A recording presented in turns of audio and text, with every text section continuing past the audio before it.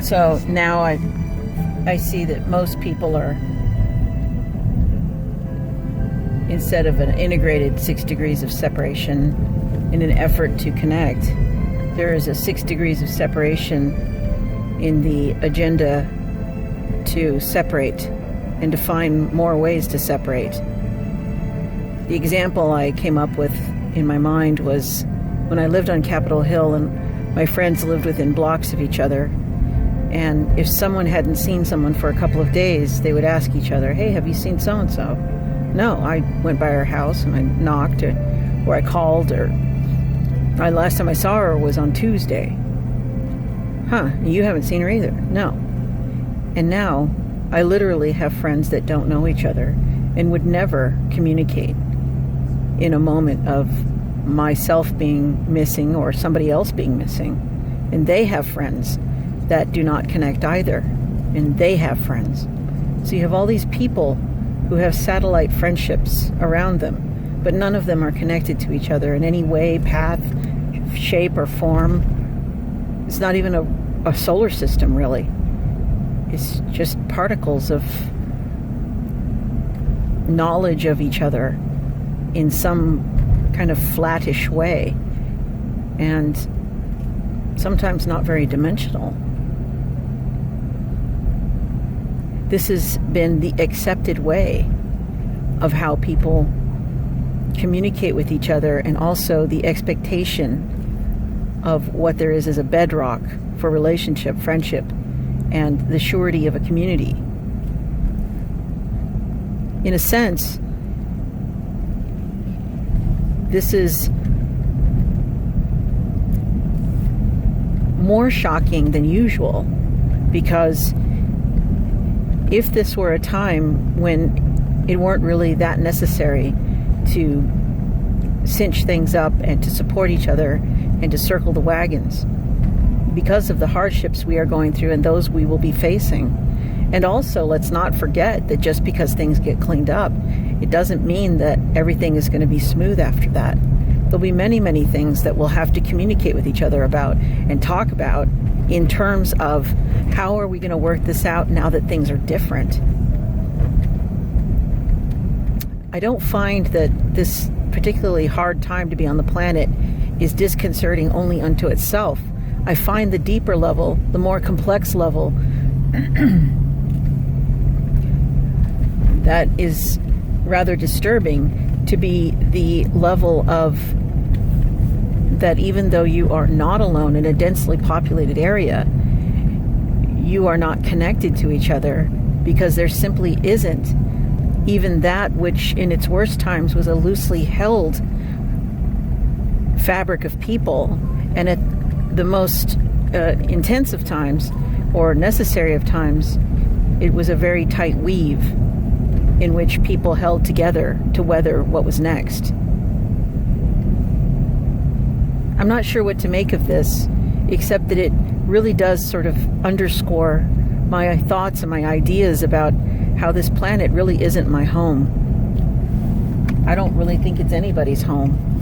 I think God is our home, and I see so much stability in some of the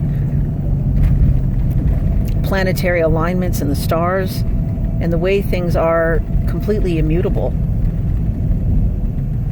I see that pattern in our world, in our earth, rather, in our planet, but it's hard for me to say that this world is my home, because it is not. When I was a child, our families were kind of separated because of divorce and people moving on with their lives or moving away. And it was unusual for us to really understand who all of our relatives were at times, and even more strange and isolated for us to meet someone who was our relative and be told that we must tell them we love them.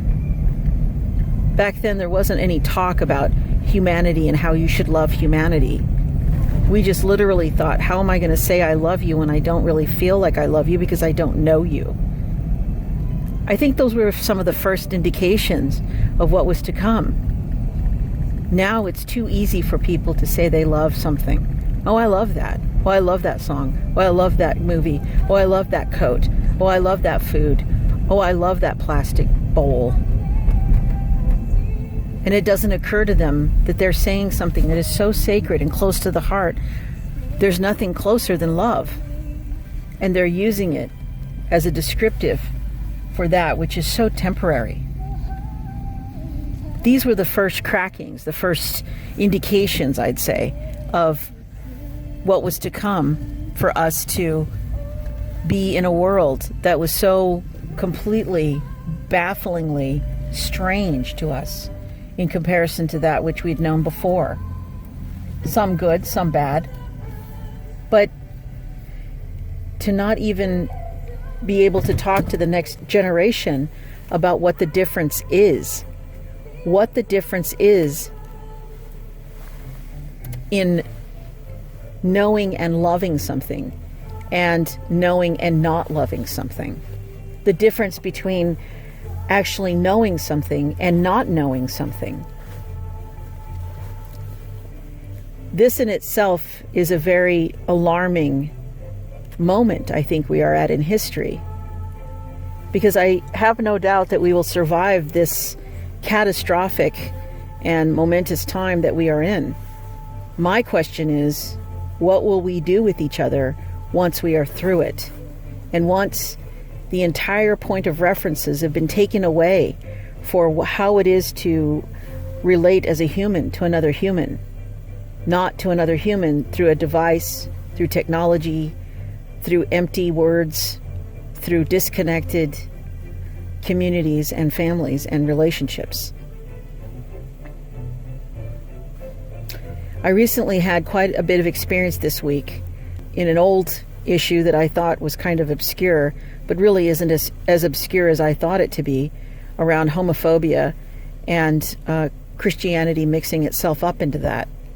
And what I saw in these moments this week that were painful, disconcerting, and I would say sinful, is that the fight is not about whether there are anti-gay sentiments, rules, policies, interpretations of the Bible, or ways to preach to other people. What I would say is that this age-old issue of whether or not you will be able to enact your personal freedom and your personal sovereignty through the absolute gift of God of your free will is challenged again and again and again. And it seems that every minority is chosen to be the poster child for discrimination and attack, and then eventually moved into a position of having sympathy and support, quote, support for the problem of being a minority within the majority. Eventually, there is the selling away of your personal sovereignty through being a project for someone else. And what's interesting about minorities is that once you have people that are a very small portion of the population taking advantage of some of this sympathy, whether it be in a monetary form, a physically supportive form, or a spiritually supportive form, eventually what happens is, because the minority is so minority, it's very easy to revert back to those erroneous thoughts of how one is superior over another, because the minority is so small. If 1 in 10 people are gay, that means a congregation of 200 people has at least 20 people in that congregation that are gay. Well, if you need to get rid of them or denounce them or bolster yourself on your platform that you sell hatred out of, then you can indeed say, well, we don't really need those 20 people. I can just do with the 80 that are sending me money. And some of those that actually even know what my underlying message is, which is hatred, which is subjugation. It's not about hatred of gay people. It's not about hatred of black people. It's not about hatred of women. It's about hatred of personal sovereignty through being a human being. And it's as old as dirt. That problem is as old as dirt. And so when you have people that are willing to sell themselves out and call it God and create a way for them to bolster themselves and have a platform because you're just as expendable as anything else, open your eyes and look at what you're looking at, and open your ears and listen to what you're listening to. And if they are not forthcoming about what's underneath all of that, then it's really up to us, isn't it, to find out what it is that is proving to be the fuel of their ministries. In these ways, I feel as though these people are the distraction. They are the Antichrist. And if they aren't the Antichrist, then they are acting like one. I urge everyone who is listening to anyone, tell them who they are, what they are, and how they are to be spiritually. To take a moment and understand what you're ingesting. Because it might not just be something you're allergic to. It might be fatal.